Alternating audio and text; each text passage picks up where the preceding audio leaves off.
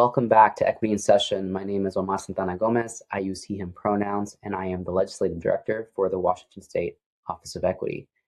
We are nearing the end of the 2026 short session with sine die quickly approaching on March 12th. That is the last day of session. Legislators are working every day to move bills through the legislative process to get them to the finish line. In today's video, I'm going to focus on one hot topic on everyone's mind, the supplemental budget. But before I give updates on where we are as of filming of this video, let's go back in time to the fall of 2025 to review the state budget process. Also, for some additional context for this video, there are three different budgets. The operating budget, this is the largest budget and covers daily operations, daily state operations, higher education, healthcare, social services, and prisons. Then we have the transportation budget, that funds construction, maintenance, and preservation of state roads, bridges, ferries, and public transit systems. And finally, the capital budget. This budget focuses on long-term investments, including the construction of public buildings, state parks, and community infrastructure projects.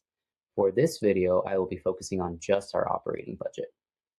So, back in the fall of 2025, way back when, it feels like it's been years, the state agencies needed to develop budget estimates and submit budget proposals to the governor. The Office of Financial Management, or OFM, coordinates the submittal of agency budget requests and prepares the governor's budget recommendation to the legislature.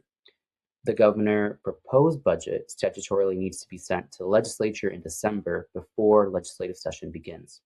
This year, for example, the governor's budget came out on December 23rd, 2025. Throughout this process, there are revenue forecasts to help guide budget proposals. For reference, there was a revenue forecast in November 2025 and one more recently in February 2026. Now we can fast forward a little bit into session.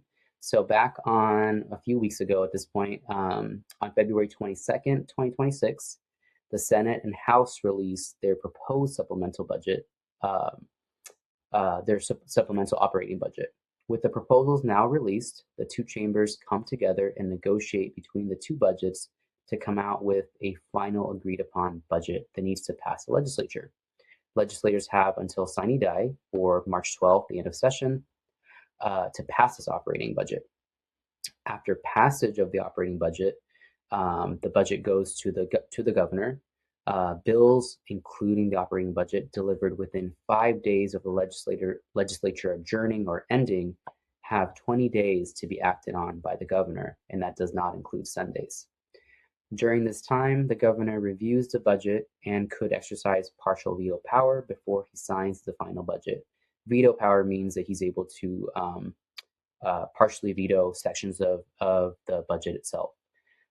Once the governor signs the budget, we now have our supplemental budget to carry us through the rest of fiscal years 2025, 2027. So there you have it. That is the process of our operating budget from back when agencies started submitting their proposals, the governor submitting his proposal, and the legislature now currently going through the process of passing a supplemental budget. So next up, let's check in on our bills to watch.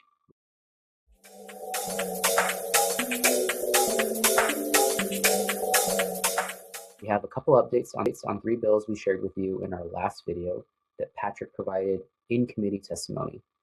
So first up, we have House Bill 2411. To summarize this bill expands the types of events that qualify a state employee for the shared leave program to include employees who are victims of a hate crime and employees whose absence from work is due to the involvement of that employee or that employee's family member in an immigration enforcement action. As of filming of this video, House Bill 2411 is still alive and moving through the process. Please check our social media channels for updates on this bill as we continue to track its progress. Let's see here. Next up, we have House Bill 2332. This bill prohibits the use of automated license plate reader systems, or APLR systems, by all state and local government agencies except those explicitly authorized to use ALPR systems for specified purposes. While this bill did not make it in session, it has a version going through the Senate in the form of Senate Bill 6002. So this particular policy is continuing in the legislature. The vehicle or the chamber it is moving in just turned out to be the Senate rather than the House. And finally, we have an update on HB or House Bill 2475. As a reminder, this bill directs the Washington State Office of Equity to create guidelines for state agencies to consistently deliver language accessible public programs and services. After passing the House chamber, it made its way to the Senate, where it had a hearing in the Senate State Government, Tribal Affairs, and Elections Committee on February 20th. This time around, we'll hear the chair of the committee, Senator Valdez, call up the bill, which signals legislative staff to provide a staff briefing to share with legislators what the bill is and what it does, allowing legislators on the committee an opportunity to ask questions about the bill before going to public hearing. Afterwards, you'll see Patrick offering up testimony on behalf of our office. So let's take a look. Now on to substitute House Bill 2475. And that would be Danielle. Thank you, Mr. Chair. Members, again, for the record, Danielle Creech, staff to the committee. Before you is substitute House Bill 2475 relating to language accessible public programs, activities, and services. The bill before you requires that by December 1st, 2027, the Office of Equity must consult with interested parties to develop uniform guidelines for state agencies to provide consistent delivery of language accessibility that meets the needs of individuals using public programs, activities, and services. These guidelines must be inclusive in the delivery of oral, audio, written, tactile, and visual communication in an individual's primary language, including signed languages for in-person, telephone, virtual, recorded, paper, and digital communications. By June 30th, 2028, state agencies must report to the Office of Equity and the Office of Financial Management regarding the implementation of these guidelines. Additionally, the Office of Equity is tasked with developing a proposal to address the statewide shortages of qualified interpreters and translators with an emphasis on languages of lesser diffusion and rural areas. This proposal must be submitted to the legislature and the governor by December 1st, 2027. Happy to answer questions. Thank you, Danielle. Any questions for Danielle? Seeing none, we have 3 individuals signing to testify, like 1 in person and 2 remote. So, Madam Vice Chair. I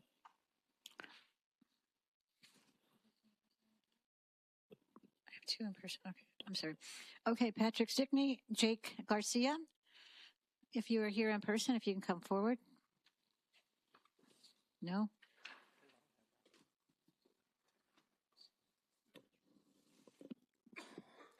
Good morning, Chair Valdez and members of the committee. For the record, Patrick Stickney with the Washington State Office of Equity.